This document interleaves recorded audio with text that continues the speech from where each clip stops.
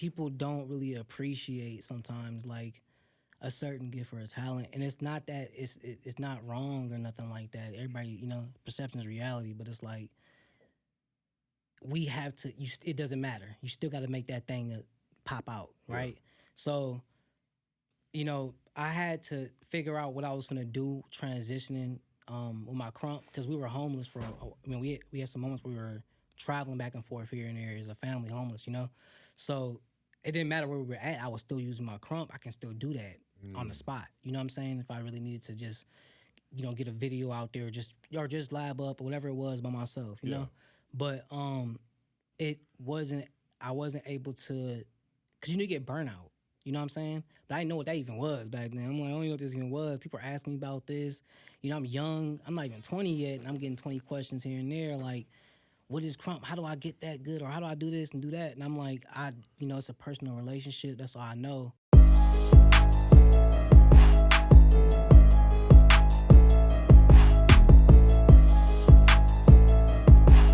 Yo, what up? It's your man, Mr. Dean, a.k.a. KROSS, and you're listening to the Man Up Club Presents on Holy Culture Radio, where we give a voice to young black males. Man Up Club is a mentor leadership organization for young black males and boys of color between the ages of 13 and 24. We mentor in life skills, social skills, academic discipline, and civic responsibility, with three main goals within our organization, which is to get young men to graduate from high school, keep them out of the prison pipeline, and get them to go on to college or have a trade after high school. We're located in the Twin Cities of Minnesota with a lot of different programs: music production program, culinary arts, fitness program, construction program. I have a young man here that I'm going to be talking to today, Mr. Davonce, a.k.a. Stylez. What's up, man? How you doing? Yo, what's up? What's up, everybody? Hope everybody's good. Man, you doing a lot, you know what I'm saying? You're an entrepreneur. I would like to describe you as an entrepreneur. You got on your hoodie, customized. Got the Universal Barbers to represent, You feel me? Then you got the hat. For everybody out there in need, man. We gonna get this together through the barber, Yeah.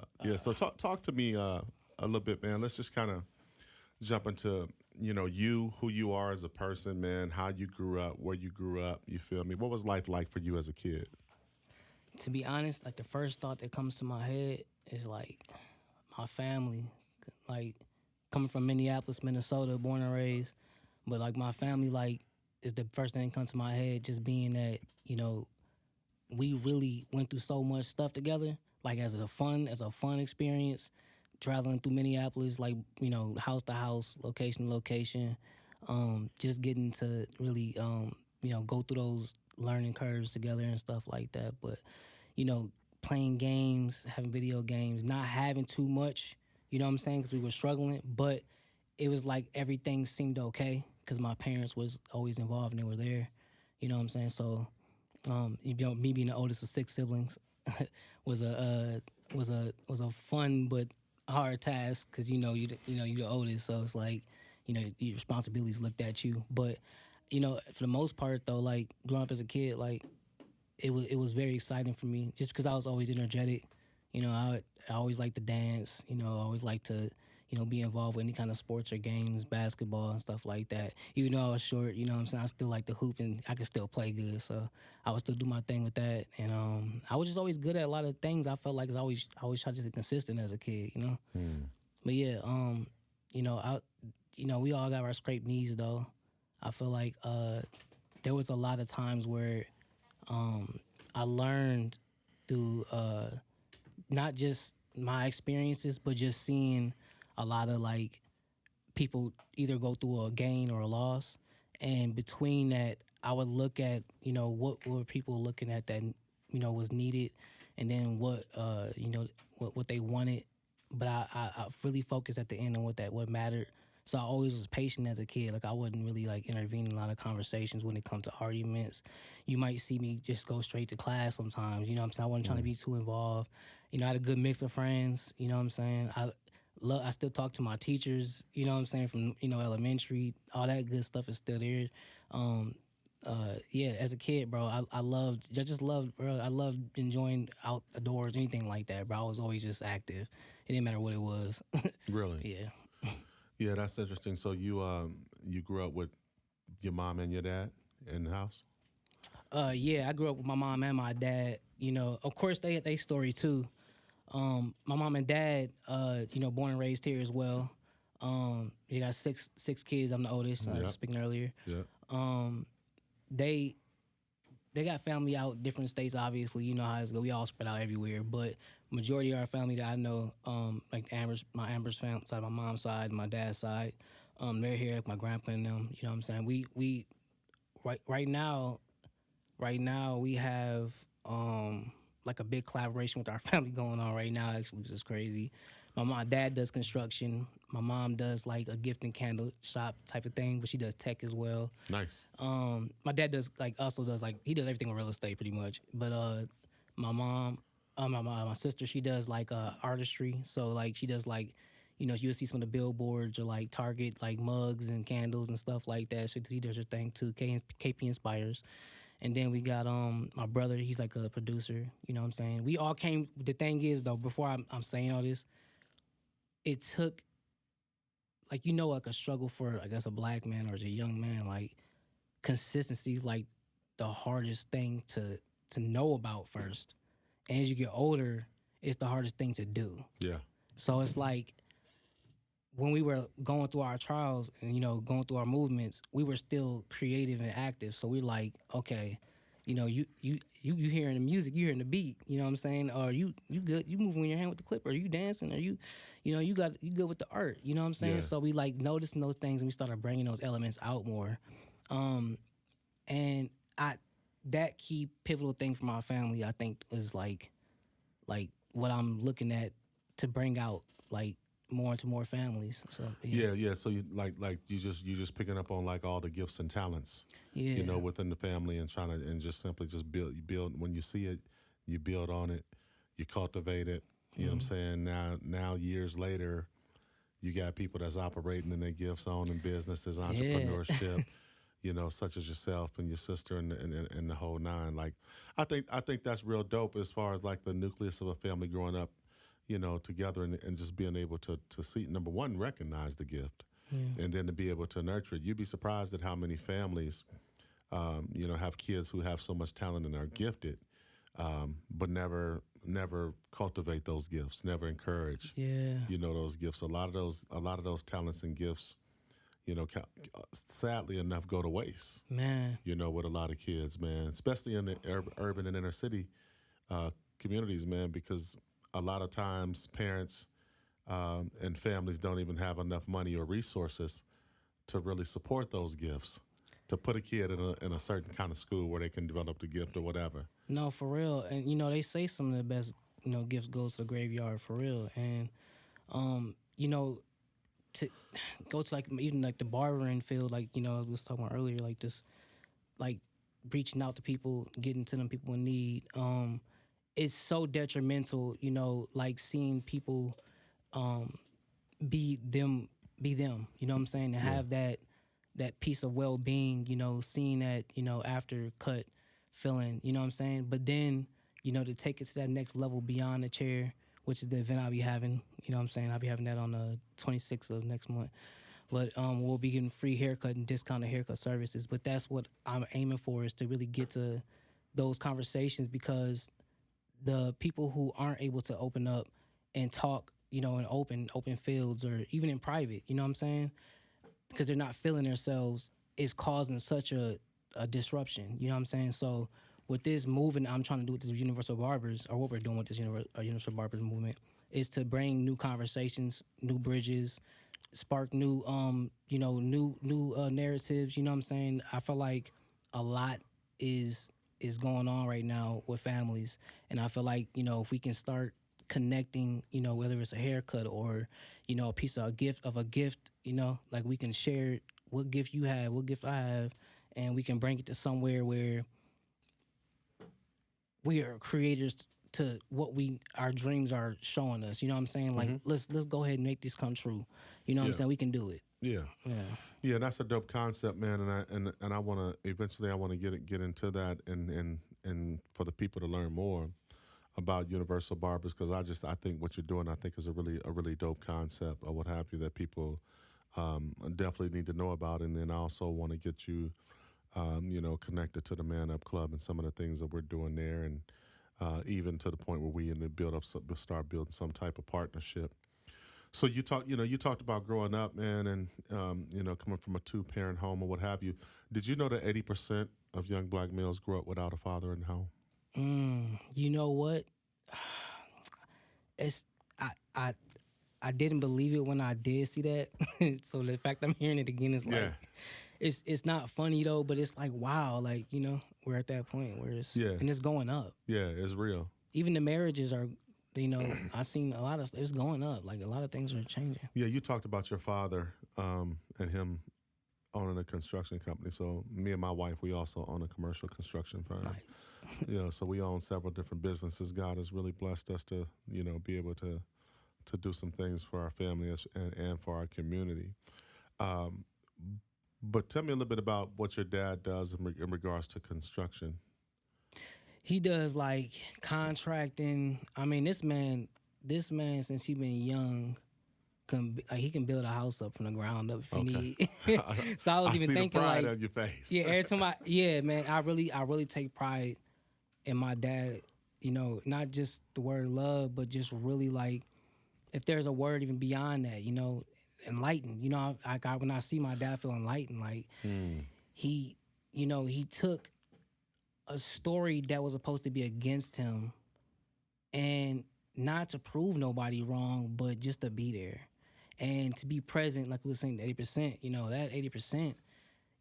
It cuts in half almost just from one father just being present. And so I felt like, him just being like that, I always tell him, like, man, you remind me of somebody from the Bible, or like somebody, just some hero or somebody incredible, bro. Yeah. Like, because, we've had our turn, our tumbles and stuff like that, but like, we're like that. We're right back. Hey, son, dad, I love you. Ooh. Yeah. My mom too, like, we all, like, how it goes sometimes, but to have both of them present through them being saw as you're gonna fail, or you should get this abortion, you know what I'm saying? Yeah. Which was me. You supposed to get this abortion, or this and this and that, you know what I'm saying? Still come and overcome and still talk about the story and have all your kids here still. It's just a lot. Like I just see them, I see them as heroes for real. I think that's dope, man. It's so good to hear you say that and to talk to a young man who actually comes from a two-parent home. But not just a two-parent home, because all two-parent homes are not stable.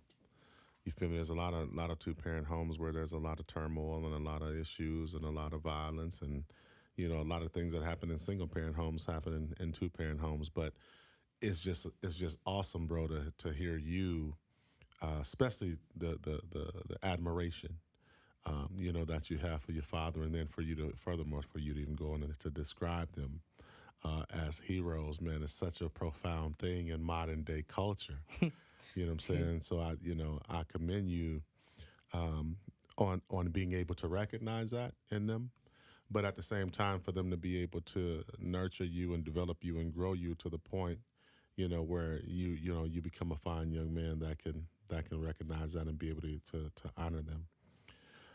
And that's true. I'm sorry to cut your wisdom, but that's so true.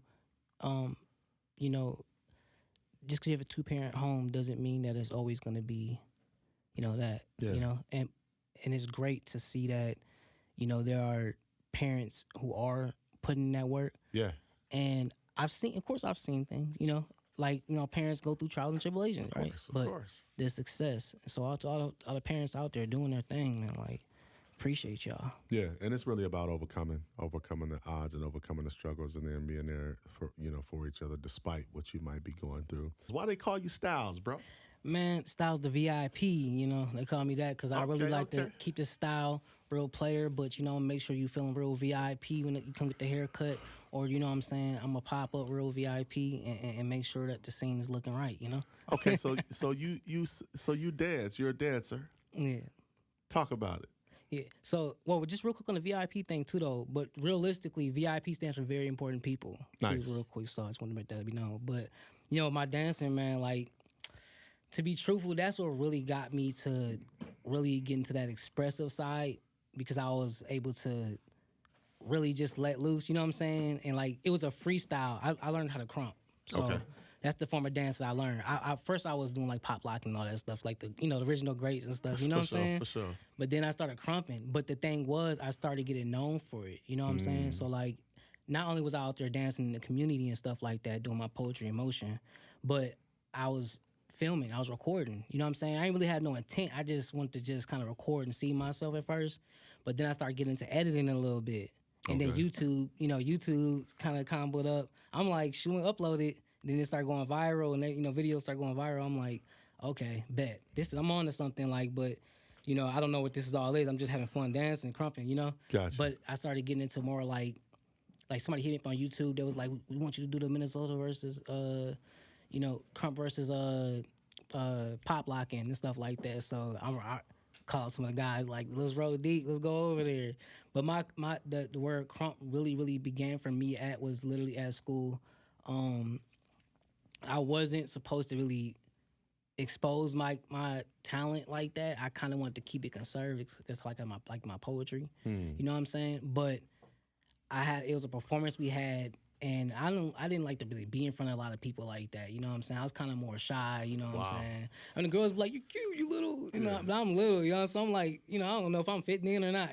But I had a performance coming up, and it was crazy because I got partnered with this woman, with this girl, and we had the team had like a routine dance, you know what I'm saying, with different partners, and I was partnered up with her, and the time the performance came for us to perform, and she had a boyfriend the whole time. I didn't even know. He got jealous. He like, no, you can't dance that, you can't dance with him. So I'm like, dang, who I'm gonna dance with, bro? This is crazy, bro. Yeah. Like, I ain't gonna try to fight over his, So performance came, they was like, all right, well, during this part, just freestyle. You know what I'm saying? So I'm like, what? Like, that's crazy. You want me to freestyle by myself and y'all got partners? I said, you know what? Forget it. You know what I'm saying? I always just like, you know what? I don't really mind, like, being different. You know what I'm saying? Go for it. Facts. Yeah, I always like that feeling sometimes anyway, because I was always short. So people be like, who's that short dude? And it'd be like 6 foot dudes right there. So I'd be like, you know what I'm saying? And I'll be confident though, Right. So, but no, time performance come, and that part came up, and I just started freestyling. The whole school was like, this dude can dance. He's better than what's his name. He's better than what's his name. I'm like, who's what? Who's who? Right? Yeah. Came a little thing. It became so big. It was crazy. I didn't know how known dude was for dancing too though. And I didn't know how serious it was. Like, you know what I'm saying? Right. Like, it's real serious. Like, dude come up to me after the performance, like maybe like an hour later. I just meet him. Like, you think you better than me? You know what I'm saying? We off the bat, opposite, rivals at the bat. So, that sparked up me being known more too though. You know what I'm saying? Yeah. Because he was more known than I was. I wasn't really trying to like, but it was to the point where we'll get by each other and be 50 people crowding around. Like, they finna battle. You know what I'm saying? We got you. We got some battles online too. I think he ended up spamming one of the videos out of the YouTube. You know what I'm saying? Because I get it. But there is another one up there too as well. But that ended up growing though and becoming a movement to, I don't know how many crumpers it is now. You know what I'm saying? Oh wow! There was an event that got created up here called the Uprising. It started really from a family I created called the Style Kings, and it evolved. If you look up this event called Uprising, you'll see a crump event. It's really big up here. It's like my boy said, it's the second largest crump event in America now. I stepped out for a second, and my boys and them they just took it and did their thing and evolved it the way they wanted to. You know what I'm saying? Which is super lit. You know what I'm saying? To see everybody just like keep things pushing into another way. You know what I'm saying? So like for me, the crump was so personal that I started realizing like this can be something that can reach people. So like I started having like one-on-ones. You know what I'm saying? I have like dance one-on-ones and stuff like that.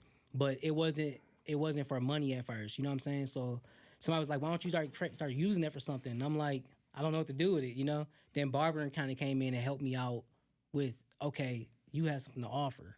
You know what I'm saying? You got a skill set. So I'll go crump on Broadway in the hood, at shelters, at, what's that the event on Broadway? I forgot what it's called. By like Juxton. I was just down just down the strip. Yeah. Man, I did so many crump events or popped up so many different places to give people like just that feeling like that's not just like, I can dance good, but really like you can express yourself. Like it's so hard to find outlets out here that don't seem like it's like it's not precious or good or appreciated. Like people don't look at certain things. Like you an artist now, oh you artist, you know what I'm saying? That's cool. But you gotta be most it gotta be something that everybody is trendy with now, you know? But it is I love the like the people who know how to bring out that other art or that other form out and be them, you know what I'm saying? Like allow yourself to really get up in that bag, you know? No, that's dope, man. I couldn't even imagine you being a crumper just by looking at you, so I'm interested. I'm so interested to see. Yeah, you gotta see me, man. Oh man, I know. And it's starting back. It's getting live up in here right now too. It's getting back live too. Oh, we gonna have to bring that to the Man Up Club. Yeah, representing Minnesota. We getting ready to do an open house, so I might have you and your team come through, man. All right, like for real. Straight up, we'll come through for real. That's real. So y'all gotta be ready to get live though. I might get you in there too. I don't know. Yeah, that'll make their day. That'll be something to go viral. Yeah, Mr. Dean up in that crumpet like that. Straight up. So that was an opportunity for you to express yourself, to get you open. You know what I'm saying? Get you in front of people, get you exposed. Yeah. And so how did you transition from that into the Universal Barbers? And tell us about Universal Barbers. So, like my crump, I love crump, right? It's just like I was saying earlier, people don't really appreciate sometimes like a certain gift or a talent, and it's not that it's not wrong or nothing like that. Everybody, perception is reality, but it's like we have to. It doesn't matter. You still got to make that thing pop out, right? Yeah. So, I had to figure out what I was gonna do transitioning with my crump, because we were homeless for. We had some moments we were traveling back and forth here and there as a family, homeless, So it didn't matter where we were at. I was still using my crump. I can still do that on the spot. You know what I'm saying? If I really needed to just, get a video out there, or just lab up or whatever it was by myself, you know? But I wasn't able to, because you get burnout. You know what I'm saying? But I didn't know what that even was back then. I'm like, I don't even know what this even was. People are asking me about this. I'm young. I'm not even 20 yet, and I'm getting 20 questions here and there, like, what is crump? How do I get that good? Or how do I do this and do that? And I'm like, it's a personal relationship. That's all I know, for the most part. But it made me want to really look into what I was expressing and what I was trying to get out there as a dancer. So I started opening up to other things and seeing what else I can utilize with this skill that I learned from crump. You know what I'm saying? Because every art is somewhat related. It's just expressed different. So I ended up I took the barber school. My way I started barber school is the crump and barber school like merged like in a weird way, but it's the way I started barber school too, kind of in a weird way, because I was crumping, and my name was Hostile as a crumper. Okay. But it went down to Stylez, because I'm big Stylez pretty much. I had like a little homies like, under me as a family, as a crumper family, you know what I'm saying? So I have like big, Hostile, and then these different names like little Blaze Style and etc. right?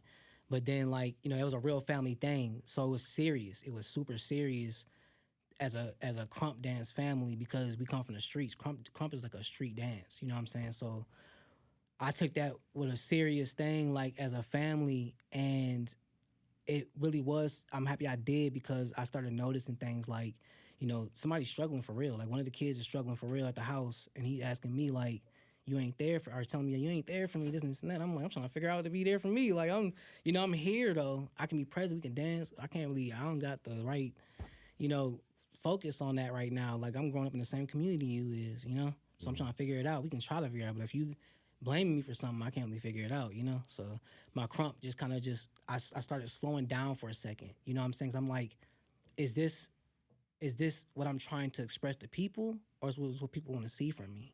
You know what I'm saying? Because I can do a tight move, you know what I'm saying? I can do a tight move, and they can whoa, but is it really, am I feeling good? You know what I'm saying? It is sincere with any art. You just can't, you'll burn out. And so I just took the time for that. But yeah, now that I'm back, now that I've been back, it's been like We got trips planning out of town, all kind of stuff. But yeah, So you went to barber school and got licensed and became a licensed barber. yeah, that was a big struggle because barber school is like 8:30 to 5 o'clock Tuesday through Saturday. I want to say, Yeah, and commitment. yeah, being homeless. Like I'm gonna be honest, like or straightforward. I was working for Target Field. I was bartending at the time, and I had just got let loose from that job. The lady was racist, bro.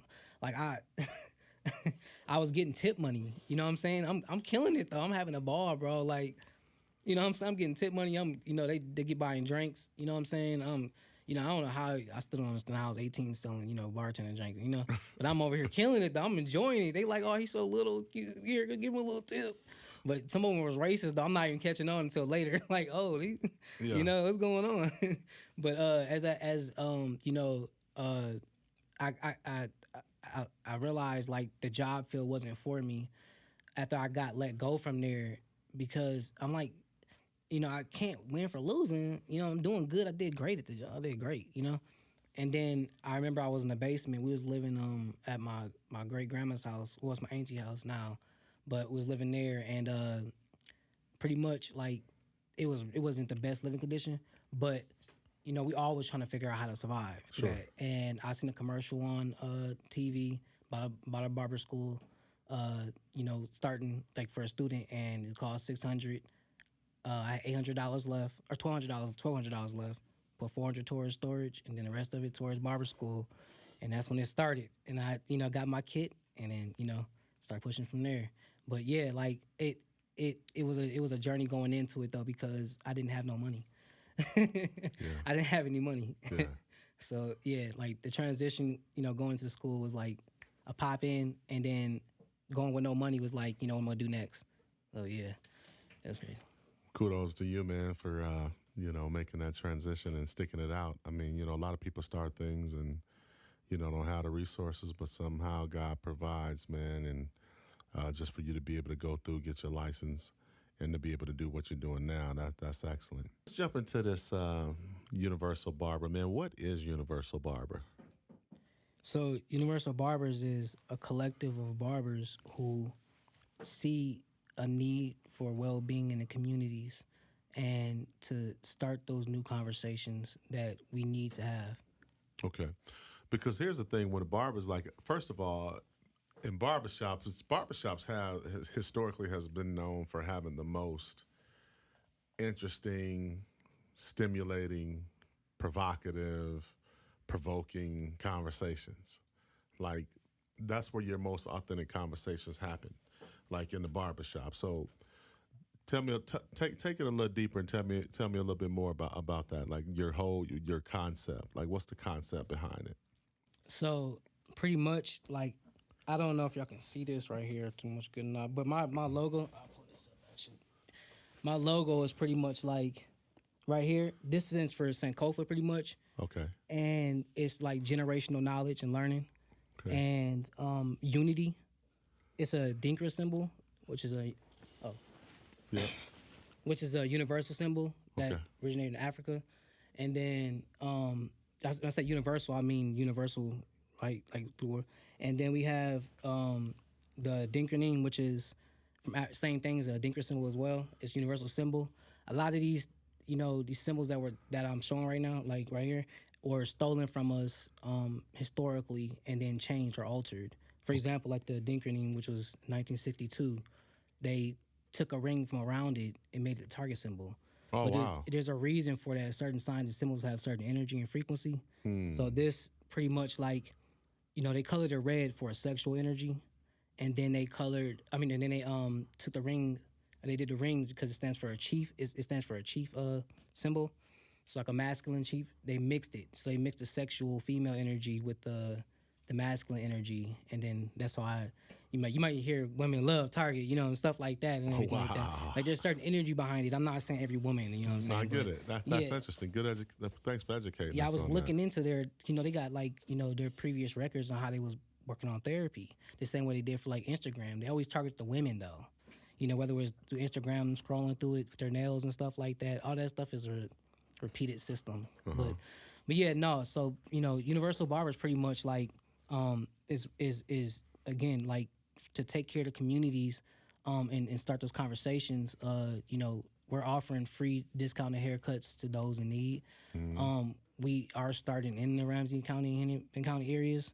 We're partnering with schools. We're talking to firefighters.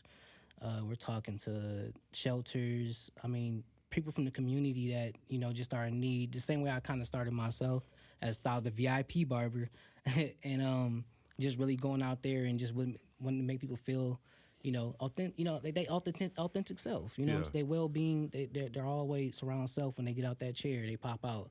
And they first hit that sun. Everybody turn light skin, they hit the sun, and they get a fresh cut. But I really wanted to bring that narrative to a movement. You know what I'm saying? So seeing new barbers saying I don't know where to go, and then seeing barbers say that's set in stone. Because I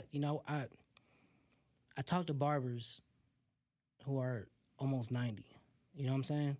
And I be asking certain conversations. Or certain questions, I mean, like for school, for example, I was asking, like, do you feel like was you asking, why'd you learn this in school? You know what I'm saying? And they'll say, yeah. And I'm thinking about it, like, at my age or my daughter, she's asking the same question, like, why are we learning these things? And so as I'm, doing Universal Barbers, I'm like, in my head, it crossed me, like, we need other ways to get out here and do more skills and more trades, but not just the way we doing it. Like, it's hard to just be like, okay, I want to do this. You know what I'm saying? Like, this makes sense if it's something I can get in front of and see. You know what I'm saying? So, as a barber, my initial goal is to really open up that concept for Universal Barbers to really spread to more spaces, more states, more just of everything that we can possibly get going to get us in a movement that we need to get in, because it's serious right now. It's so serious right now. So like when you so you're not just cutting hair just to be cutting hair. You're talking about having a movement behind the customers Exactly. of the hair that you're cutting. Yeah. And so you're talking about these conversations. So can you give me an idea, like the conversations that you're referring to, some of these robust conversations? So like, I'm coming up to like, so because barbers are pillars of the community, right? Right. We're mentors, therapists, all that stuff, right? And as I was bringing it to people's attention at first, it was something that already got done already. You know what I'm saying? Like, people are cutting out in the community and stuff like that, right? But barbers aren't being supported consistently as well. And it's causing a fluctuation between, like, a burnout and being able to take care of somebody at the same time. You know what I'm saying? So, Okay. I was speaking to one of the barbers yesterday. He's 42 years old. And he was just telling, he's been running his barbershop for a while now. And he was just saying, like, the burnout he's having, like, trying to take care of people, even if it's free. And then, not being able to get support, as a therapist or whatever, field you see that barber as, or a relationship that you had with that barber. So, like, right now, I'm talking to majority of the barbers. Right now, it's like 41 barbers right now total. That's a lot. For real. And I really had to sit back for real, because I'm a joyful person. I like to, dance, having fun, music, all that stuff. But when it come down to, like, people wanting to evolve themselves, or like, because I can't be like, you need to be this way, you need to cut that way. Like, I can't necessarily always do that, And I want to be able to bring that out though. You know what I'm saying? And they don't necessarily have to be said. It be some of an action. You know what I'm saying? Like, I would love to just be able to show up and they be like, okay, this man has resources for this, and that, but it also, provides these things outside of that. You know what I'm saying? Like, that's what Universal Barbers is like. Okay, you need kits. You need, I got some stuff up in here real quick, matter of fact. Just to show, like, I be giving out, because I be doing house calls and stuff. Okay. And some people do pay a lot of money. Talking about when you cut hair? You do house calls? Yeah, okay. yeah. I be pulling up, man. I really pull up for real, and I try to come exclusive. Yeah. I was cut at the hospital 2 weeks ago, and it was funny because I was just manifesting it again, because I cut at the HCMC, Yeah. and I was just like, man, like, HCMC is a hospital for those of y'all around the country. Yeah, yeah, yeah, downtown. So I'm like, man, like this was cool experience. And there was 2 gunshot wounds I actually did at both hospitals. It was 2 separate hospitals, but like I was like, this experience is something serious because people be needing, haircuts. They be in there for like a year or 2. I'm not a year, but a month. Yeah. 2 months. I'm like, they losing their minds. So Yeah. but yeah, this like I create like some skincare like right here. Yeah, that's dope. I like the logo. You know what I'm saying? These all done in my 1-bedroom apartment at first, and I didn't take it serious. I just took it as a creative thing at first. But I'm like, okay, we don't got men's care out here like that. Universal Barbers can provide that. You know what I'm saying? We can provide skincare, we can provide hair care, we can provide food, kits, new clippers, education. You know what I'm saying? So that's what I end up doing, and that's how I end up making the site that I do have now. I ain't introduce the site to you. Go ahead yet. and introduce the site. It's called haircutsforacause.com. Haircuts for a cause. Haircutsforacause.com. You can go on there and apply. It's opening up next week. You'll be able to apply for either free or discounted haircuts. We either provide a barber for you, or you can select any barber you want. We'll pay that haircut for you, or we'll pay discounted for you. So we're really trying to move in that. We have events on there. We have a program on there, our barber therapy program. Our program promotes academic, aspiration. So say your kid gets like a B honor roll, they get a free haircut. They get an A honor roll. They get 2 free haircuts. Nice. And then we get like a little academic award. You know what I'm saying? Something slight. I think that's dope. Thanks, man. And then of course we try to get some backpack brushes in between if we can, depending on the support we're getting. You know what I'm saying? I'm pushing that serious. Like y'all need to invest this way because this is serious. But we got a youth program that's part of the barber therapy as well, where we do we'll have you come through or something like that and come speak about education or somewhere to go or something we can talk about. And this is everywhere. There's a barbershop, an event that we have. It can be right out here if we have people pull up. Because you can do a haircut anywhere. Right. You know what I'm saying? Right. We can be on a mountain. I'm going to do a video like that for some content. Yeah, but I like it. I feel it. Yeah. Yeah, I like that concept, man, especially when you guys are incentivizing the culture, to make good grades and what have you. I can see that even expanding just because they make right and good decisions. You know what I'm saying? I think that's a brilliant concept. How long have you been doing it? This has been, you mean cutting hair or just Universal Barbers? Both. I started the original greats. My dad used to cut hair too. Okay. He'd be cutting people in the hood here and there. I don't really remember every vivid memory, but I remember I do remember having people coming in and he's cutting up. Yeah. His brother, and then, yeah, I just remember a lot of vivid memories. But yeah, I'll go back to your question. I'm sorry. No, I just want to know when you started cutting hair and then when you started Universal Barbers. So I say it was it's 2025 right up to it's 2006. I say 2016 when I really started cutting. Yeah, when I started really cutting because I ended up going to my apartment the next year. So I really had to self build. I was at the shop that I was at before for a year, but it was just I had to focus in. I was really learning. What I was learning from the shop is showing up. You know what I'm saying? Showing up, writing down my books and stuff like that. But it changed up when I started doing book season or online apps. Yeah, that's what's up. It's your man. Let's go back in, man. You got your barbershop. You're traveling. You're mobilizing barbers. You're incentivizing young people. You're giving discounts. Where'd you learn your work ethic from? I'm gonna be my dad. My dad cuts my hair right away. And then it goes right to my family. I feel like my dad work ethic is what pushed me to want to just go and just try things out. And then my mom's way of viewing things helped me look at things a little bit more vividly. You know what I'm saying? Because most of us, bro, my dad, let's go do it. I'm gonna knock it out. Let's go. You know what I'm saying? But that as a man, can be kind of hard later on in life because you got so many gifts. You know what I'm saying? You be like, hey, man, start tripping over your shoe and stuff. So And it's hard. I know it's hard for my dad to say that too. He be saying like, "Y'all got so many gifts," that and it's so hard to catch it though, because you like, yo, I don't know what that really means all the way. I just, like, yeah, so. But I, as a role model though, as a as a leader, yeah, I say my dad was the one that like that.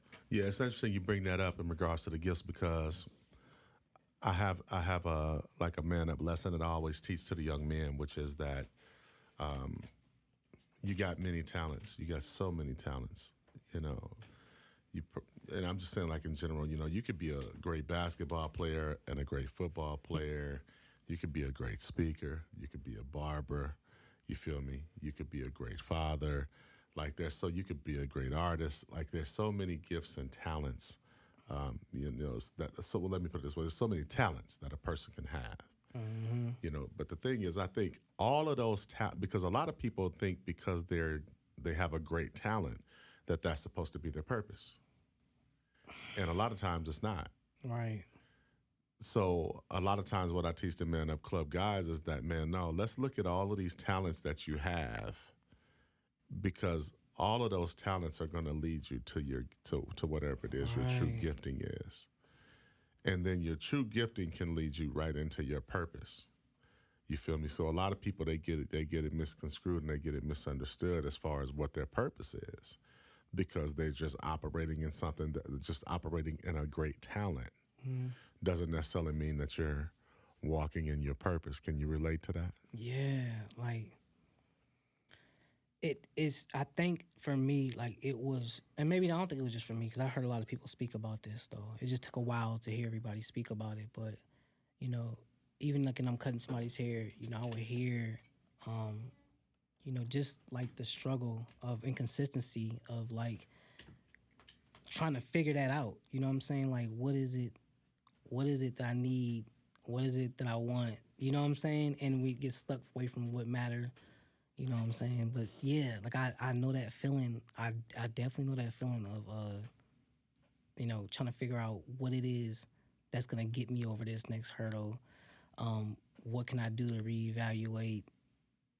Like what situation may be happening. But yeah, I know those moments though. I think you're a perfect example of a person who is uh, operating in their talent that's leading to their gift and purpose.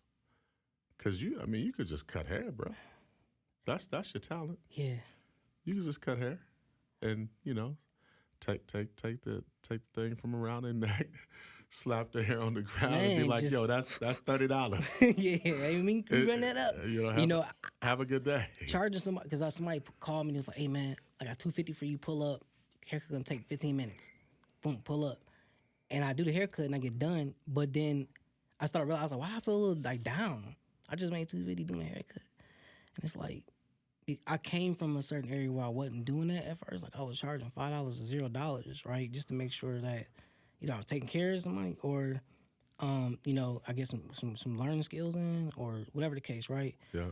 But then as like, I started like catching on, I'm like, okay, this is why a lot of our gifts and our talents, like the gift and curse thing, you know what I'm saying? Like well, people are so talented and so gifted. Like I can be gifted with my hands, you know what I'm saying? But if I ain't utilizing it, it does go away, right? But like or pass somewhere else, right? Sure. Like I know that if I can fail forward, right? Like I know that that'll allow the aspiring or more inspiration to be put into that bubble, like because it do be hard. Like people I do see people every day like have gifts and just really not know how gifted they are. Like I was saying earlier, like my barbershop, or when I created in my apartment, the way I created that was already crazy because I found the computer chair by the trash can downstairs in my apartment. I just got the apartment, and when I left that shop, it wasn't necessarily the best ending, but I had no money, and then I was already in a down spot because I lost my car, my cousin, got murdered. It was like a few different things going on at once, and I ended up like in that midst of getting to that apartment and finding that computer chair. I'm like, you know what? I ain't see a shop, but I seen something. I just seen a little bit of something. I'm like, I'm gonna hustle up a couple cuts. Christmas just passed. My mom and dad lost their house. It was a crazy moment, and I was like, you know, either I'm gonna just do what I gotta do, or it's gonna be done. So when I got up in there, I was like, you know what? Boom, cut up, and I started learning like this what the gift is versus the curse. 'Cause I feel like this is a curse because I'm having to cut in my apartment. You know what I'm saying? Like this ain't no shop. Yeah. But that's not the type. The title thing's an illusion. The system got everybody in an illusion, kind of. You know, like it's like, you know, like a relationship. It's like not that. You got to think. You are you. Your well being. You gonna fail forward. Your gifts only gonna get discovered by experience. You know what I'm saying? It ain't. You know, you learn quickly by seeing who went over that bridge and didn't trip over the three missing pieces.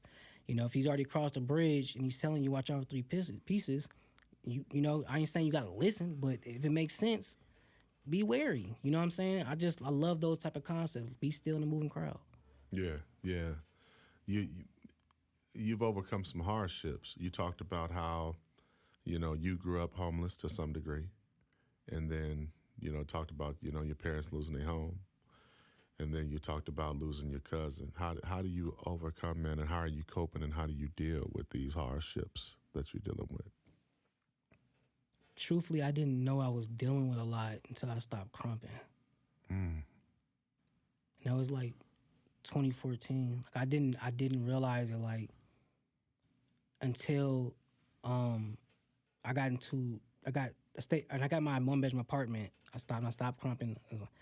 I got into that hermit mode. You know, I think every man or young man or whatever case like goes through a hermit mode. Sometimes it's different times, but I went into a hermit mode. It's a few different times to go through it, and I went through a hermit mode where it was like I didn't trust nobody or nothing like that or none of those type of things. So I was, but I was building too though. You know what I'm saying? I'm like, that's a good idea, but you know, you get into a mobilized state where you're like, what do they call it? Analysis paralysis. Like I was getting to that kind of phases a little bit, but I was always creating something, but I just couldn't figure out how to put it together. Yeah. So I think it was one of those phases like I was going through a break. Like I need to break down, and then I met a girl. You know what I'm saying? Got her pregnant. So that was my child, you know, and that was my story of like of coming in like, okay, this is manhood, bro. Like it's real, bro. You got your spot. You got your bills now. You got everything situated. That's when it started hitting me like, dang, I'm not getting a chance to really express myself at all though. Like I'm not dancing. Like I'm cutting hair, but I was kind of on the edge too though, because the dude that I'm sorry, my cousin when I got murdered, like when he got murdered, one of the clients I was cutting had found him. You know that he was like, "That was your brother?" I'm like, "Yeah." I called my brother though, you know. Wow. I was like, "Dang." He's like, "Yeah, he was over there at like 4:00."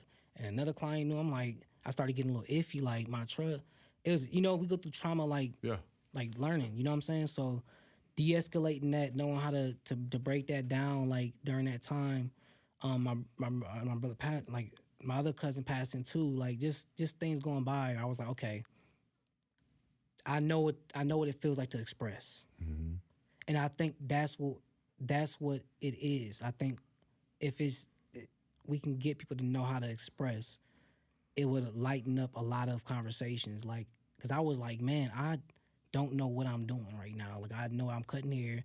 I know I'm creating things. But who am I? You know, I'm talking to my dad. It's cool. It's cool. But what am I doing am I in the right direction? Sure. I think we need more of that. Like, it's the right direction. It's okay. You're doing the right thing. Yeah. But yeah, it really was a coping thing. Coping mechanism? Yeah, it was a coping thing to really like, because I was using my haircuts to feel good, but I didn't know the conversation was healing me. Yeah. You know what I'm saying? Yeah. Like I look, that's cold, that's dope haircut, or you look fresh. That's perfect. But I'm like, because I used to lie a lot, like 2000, like when I was younger, I was lying she's female, you know, you kind of just going. So I started learning like sincerity really brings so much joy, and I love cutting hair. I do love cutting hair. I had to say, do I love cutting hair? I do love cutting hair. I used to like it. Yeah. But I do love it. I like cutting crumping. Yeah, I love crumping. Like what is it? Be sincere, living your well-being. If you can't do that, then it's not for you really. Like you don't want to build a toxic relationship eating something that don't fit your stomach diet. I don't know.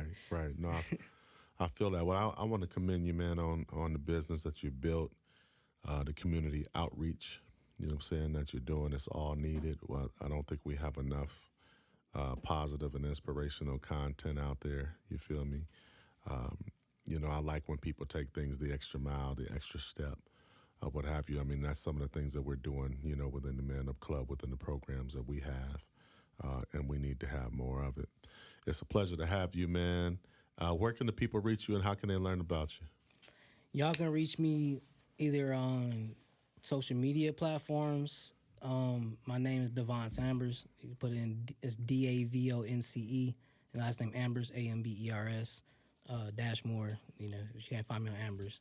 And then, if y'all do want to, again, y'all want to apply for haircut assistance, or, somebody in need, a child, or somebody who's just doing good, whatever the case, go apply at haircutsforacause.com. Again, that's haircutsforacause.com. And, again, peace and love to everybody, and blessings.